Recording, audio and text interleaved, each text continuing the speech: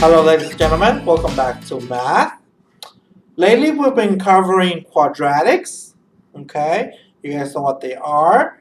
If you're new or if you haven't remembered them yet, remember a quadratic is an equation that has an x with a square. Usually, a quadratic form equation will look something like this, where you have a x squared plus bx plus c. Okay, that is the formula.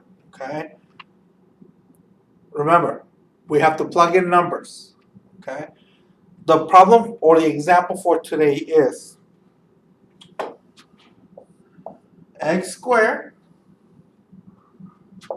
plus 4x. Sure, let's do minus 7. Minus 7. Okay, that is the example. All this top part is saying is remember to label it. If there's no number in front of the x, it's a 1, which is your A. The 4 is your B, and the negative 7 is your C. Okay, you guys have to remember that. For the equation for today, you're still using that negative B over 2A.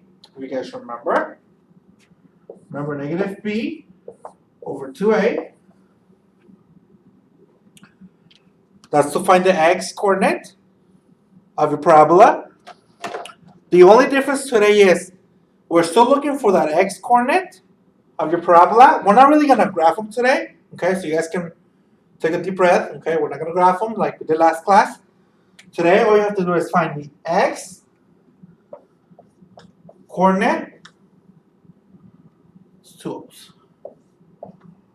The x coordinate, which is this, the equation.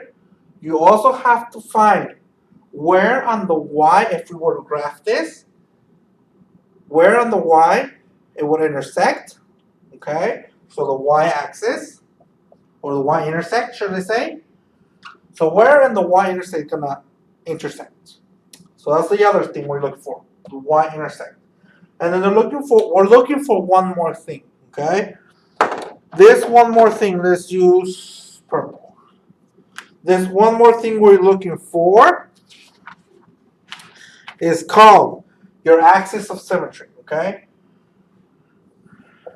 axis of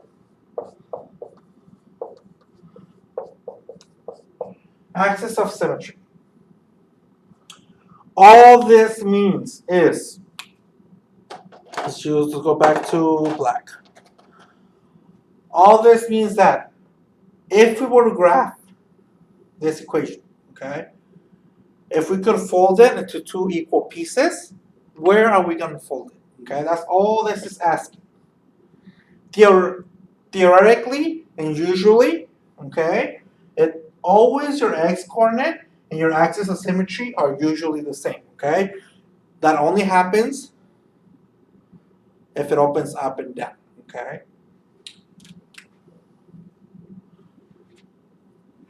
So if it opens up or down, we're gonna fold it halfway. Okay, that's where the line is your negative b over 2a. So like I said, these two are usually the same unless it opens sideways, which is then they're different because your axis coordinate and your axis of symmetry are different because axis of symmetry now becomes the y, okay, if it's on the sides. But anyways, today we're just dealing with up and down. So the axis of coordinate, your axis coordinate and your axis of symmetry are the same. The only one that changes is your y-intercept, okay? There's a little trick to it, okay? Usually, almost always, again, unless it opens sideways, your y-intercept is your last number at the end, your c. You might ask yourself, how do we know? Okay, we know because in order to find the y-intercept, you have to make your x equal 0. Okay, so we're gonna equal x equals 0. That way, we have x squared, which is 0 squared, it's just 0, right? plus 4 times 0, which again is 0. Therefore, your answer is negative 7.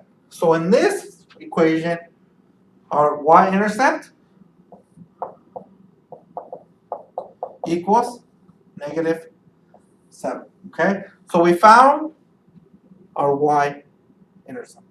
So whenever we graph the parabola, it's always going to intersect at negative 7. Okay? Again, we also have to find the x coordinate. You guys already did that. I'm going to do it just for a review. We label it, there's a 1 here for A, B, and C. Negative B, which in this case is 4, so negative 4. So we have negative 4 over 2 times A, which is 1, right? Equals negative 4 over 2 times 1 is 2. 2 can go into 4 2 times, right? But one's positive, one's negative, so your answer is negative 2. So your x coordinate is negative 2. So we found the second part, our x coordinate. Again, since we're only dealing with up and down parabolas, your axis of symmetry, where you're going to fold it, is going to be at negative 2. Okay? And that's it. That's all we're doing today. Okay? A little bit of a review, the first part, for your axis of your x coordinate. The only difference today is the y-intercept, which all you have to do is equal x to 0 on the equation. And then finally, your axis of symmetry is the same as your x coordinate, wherever we're going to fold this, wherever we're going to fold it symmetrically. Okay? And that's it. That's all we're doing. Yay! Alright, make sure you write everything down on your notes. If you need more time, you can go ahead and pause the video. Alright, I'm assuming now everybody has everything written down. I'm going to go ahead and erase it and give you guys your problems for today.